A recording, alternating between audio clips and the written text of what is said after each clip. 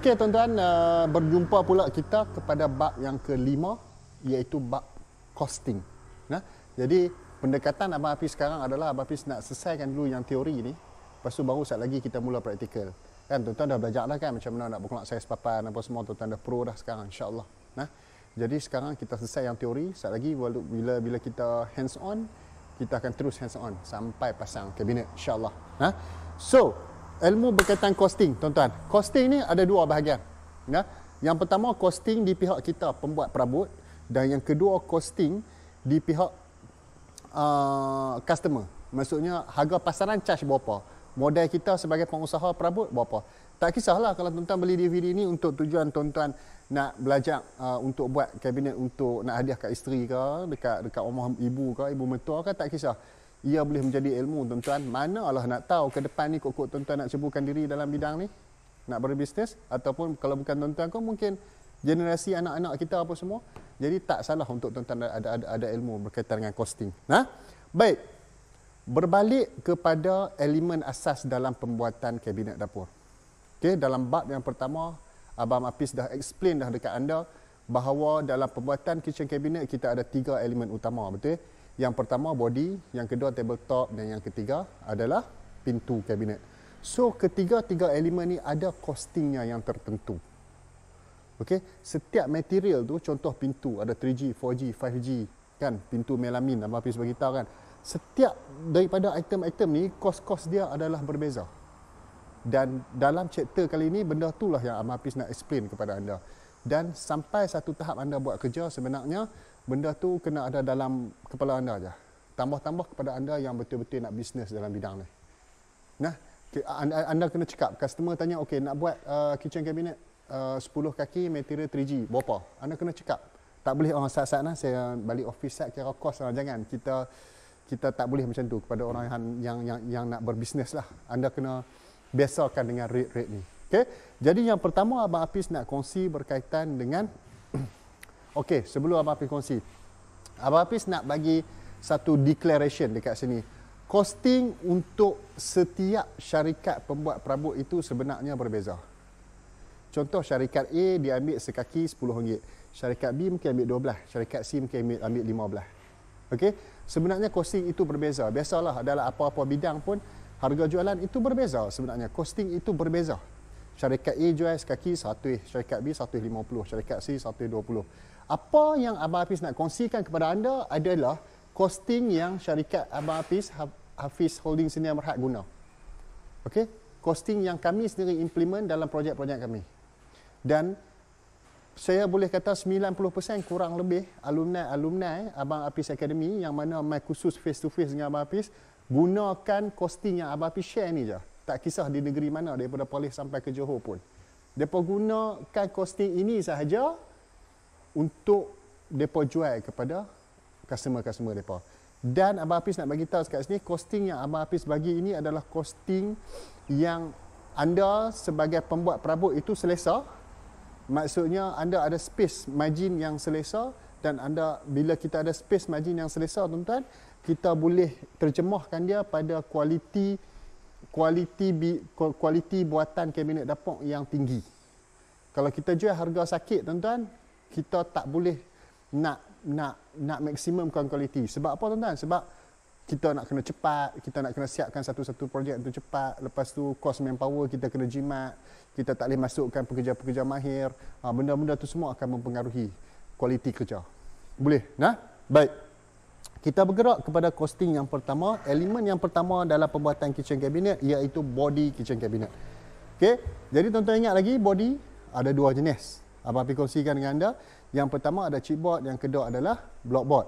Baik, untuk chipboard, ini adalah chipboard. Sepatutnya tuan-tuan dah tahu chipboard tu apa. Ketebalan 18 mm, Abang Hafiz ulang balik. Nah, tengah ni ada macam habuk kayu, ada dotik-dotik hijau untuk water resistant.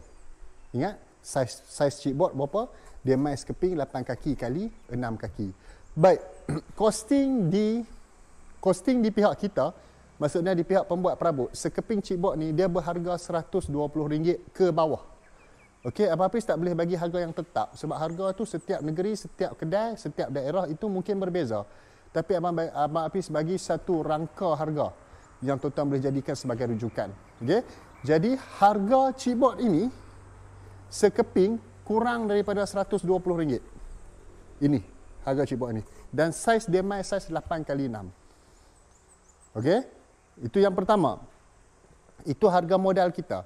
Harga di pasaran kalau tuan-tuan buat body cabinet yang tadi kita duk kira tadi itu, body cabinet, ya.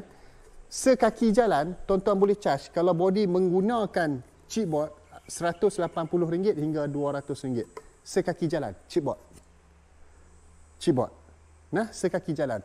Maksudnya kalau tuan-tuan buat kitchen cabinet punya body itu 20 kaki. 20 kaki darablah dengan tuan-tuan nak jual apa sekaki. Untuk body RM200. Jadi RM8,000. Dia gitu. Nah, baik. Material body yang kedua adalah blockboard. Ini blockboard ketebalan 15 mm. Nah, putih sebelah lagi kayu. Okey, ada setengah orang panggil plywood 15 mm. Tak kisahlah nak panggil apa pun panggil. Asal barangnya barang tu. Okey, dia punya dimension dia 8 kaki kali 4 kaki. Harga untuk sekeping blockboard ini kurang daripada RM110 sekeping. Dia main 8 kaki kali 4 kaki. Okey, 8 kaki kali 4 kaki. Baik. Kalau kita buat body menggunakan blockboard, tuan-tuan boleh charge dekat customer RM220 hingga RM240 sekaki jalan. Itu harga untuk blockboard. Baik, modal kita sekeping kurang daripada RM110. Apa habis kata? Nah, okey. Selesai costing pertama, iaitu costing untuk body. Yang seterusnya kita nak masuk pula kepada costing untuk pintu. Okey, tadi pintu kita ada beberapa jenis. Okey, jadi Abang Hafiz straight to the point. Kita mulakan dulu dengan pintu 3G. Pintu 3G tuan-tuan ingat lagi tak macam mana? Ini adalah contoh pintu 3G. Abang Hafiz ada satu fakta yang menarik yang Abang Hafiz rasa anda yang sedang tengok video ni tak tahu pun mengenai fakta ni. Apa fakta dia? Tuan-tuan nak tahu tak sebenarnya dalam Malaysia ni kabinet-kabinet dapur yang tuan-tuan tempah daripada kilang-kilang kabinet tu, Abang Hafiz boleh kata majoriti pintu ini ditempah di kilang pintu kabinet. Maksudnya kita pembuat perabot ni, kita tak buat sendiri pintu ni. Kita tak buat sendiri, tuan-tuan. Pintu ni, kita tempah, dia mai siap macam ni. Siap, satu set macam ni. Kita bagi saiz dia dekat mereka. Okey, nak tempah kat siapa Abang Hafiz? Dalam grup maklumat supplier, grup Telegram tu, Abang Hafiz dah bagi dah setiap negeri. Supplier-supplier. Tuan-tuan boleh tempah dekat supplier-supplier barang hardware perabot ni. Mereka selalunya merupakan kita panggil authorized agent untuk kilang-kilang pintu. Dia ada kilang pintu khas. Kilang tu dia buat pintu kabinet. Dan tuan-tuan tak perlu cuba untuk buat pintu ni sendiri pun. Even Abang Hafiz sekarang pun kita tempah je pintu ni sebenarnya. Kita tempah. Sebab kalau tuan-tuan buat sendiri pun costing dia lebih kurang sama dengan tuan-tuan tempah. Lebih kurang sama. Satu. Dan yang kedua, bila kita tempah, kualiti dia memang tip-top. Tuan-tuan tengok dekat sini dalam gambar mungkin tuan-tuan tak apa nampak jelas, tapi kalau tuan-tuan mai khusus dengan Abang Hafiz tunjuk kualiti dia, siku-siku dia tak lari tuan-tuan, ngam cun, plus belakang ada backing board lagi. Kalau tuan-tuan buat sendiri agak susah untuk tuan-tuan nak bubuh backing board belakang ni. Nah, so ia ditempah, tuan-tuan just bagi saiz pintu sahaja, maka tuan-tuan bagi dekat supplier, contoh saya nak saiz pintu, contoh 800 mm kali 450 mm. So dia mai siap 800 kali 450 mm. Dia mai siap. 3G ke 4G, 5G, akrilik, dia mai siap. Tuan-tuan tak fikir lah nak buat pintu ni dan tak perlu cuba pun untuk buat sendiri. Macam saya kata, costing kalau buat sendiri dengan tempah tu lebih kurang sama ya. Nah, boleh faham? Baik. Kita tempah. Berapa kita tempah? Berapa supplier charge kita? Untuk pintu 3G tuan-tuan, kos dia adalah, Abang Hafiz bagi range nah. Abang Hafiz tak boleh bagi tepat sebab setiap supplier itu harga dia berbeza. Untuk pintu 3G, harga modal kita pembuat perabot, maksudnya kita tempah dekat supplier, RM20 hingga RM30 sekaki persegi.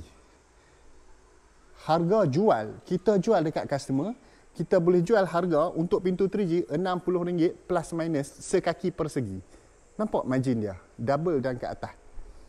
Kita tempah pun margin dah double dan ke atas dah. Best tak? Nah? Okey, itu untuk pintu 3G. Yang seterusnya pula adalah pintu 4G. Pintu 4G adalah begini. Okey. Untuk pintu 4G tuan-tuan, harga kalau tuan-tuan tempah dekat supplier 25 hingga 35 ringgit sekaki persegi. Boleh? Tuan-tuan boleh charge dekat customer 70 hingga 80 ringgit sekaki persegi. Boleh? Nah, alright. Yang seterusnya adalah untuk gelas 5G macam ini. Okey, tuan-tuan dah cam dah kan semua material dia peringkat sekarang ni. Okey. Gelas 5G tuan-tuan, harga dia Abang Hafiz boleh kata dalam lingkungan RM28 hinggalah bawah daripada RM40 sekaki persegi 5G. Okey, tuan-tuan boleh tempah kalau rate di kami Hafiz Holdings kita charge RM90 sekaki persegi. Modal tak sampai 40 pun. Sebab tu Abang Hafiz nak tuan-tuan ceburi bidang ni kalau siapa yang berhajat nak bisnes. Dan Abang Hafiz nak kalau tuan-tuan yang ada DVD lepas ni buat kitchen cabinet sendiri untuk rumah sendiri. Buat sendiri. Kalau nak berbisnes, boleh terus mulakan bisnes insya-Allah. Nah, baik, itu untuk 5G. Yang seterusnya adalah melamin. Pintu melamin adalah pintu yang kita buat sendiri, dia tak boleh tempah. Okey, macam mana nak dapat saiz pintu? Yang tu sat lagi yang Hafiz cerita dalam bab yang seterusnya. Okey? Okey, pintu melamin, daripada melamin ni dia main 8x6. Dia sebenarnya melamin ni, tuan-tuan nak senang faham, dia sebenarnya chipboard je. Cuma bila dia ada color dah, dia main dalam bentuk color, ada corak, terus nama dia melamin. Ha, dia lagu tu tuan-tuan. Nah, itu adalah melamin. Baik. Pintu melamin ni tuan-tuan, tuan-tuan boleh charge dekat customer sekaki persegi RM40. Berapa model melamin ni? Melamin ni dia main 8 kaki kali 6 kaki, satu keping besar. Costing dia bawah daripada RM120. Nah, boleh faham. Baik, selesai bab pintu. Yang seterusnya kita nak masuk bab tabletop concrete tiles. Macam Abang Hafiz beritahu dekat tuan-tuan tadi, ada 3 jenis tabletop yang utama digunakan. Yang pertama concrete tiles, yang kedua adalah granite dan yang ketiga adalah mica top. Baik, concrete tiles. Concrete tiles ni, tuan-tuan dah tengok gambar kan? Tadi Abang Hafiz dah tunjuk dekat tuan-tuan. Concrete tiles ni tuan-tuan, kita boleh charge dekat customer satu kaki jalan. Okey, satu kaki jalan RM320. So kalau tuan-tuan buat 10 kaki, tuan-tuan boleh charge dekat customer RM3,200. Siap semua, siap mozaik, siap manpower, siap barang, siap semua.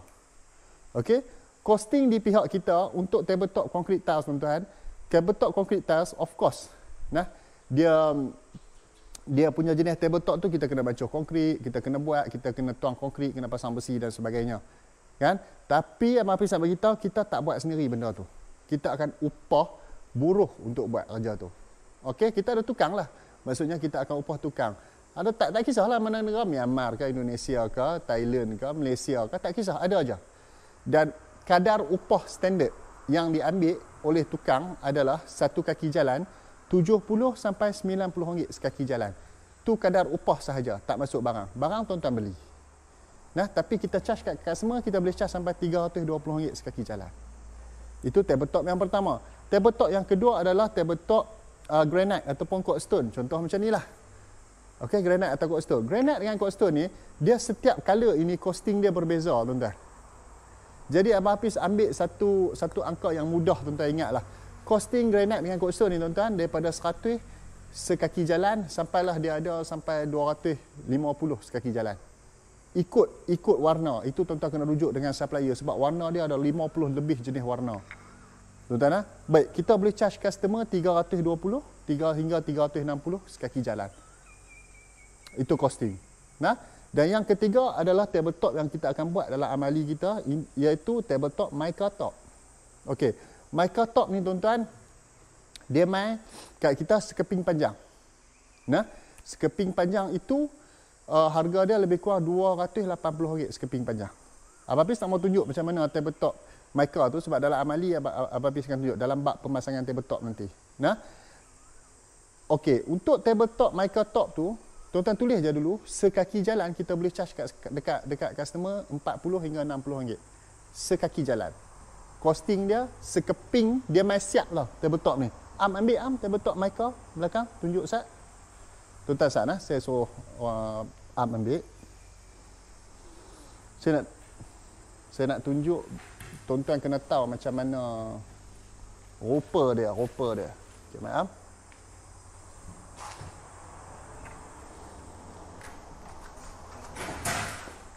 Okey, ini adalah microtop.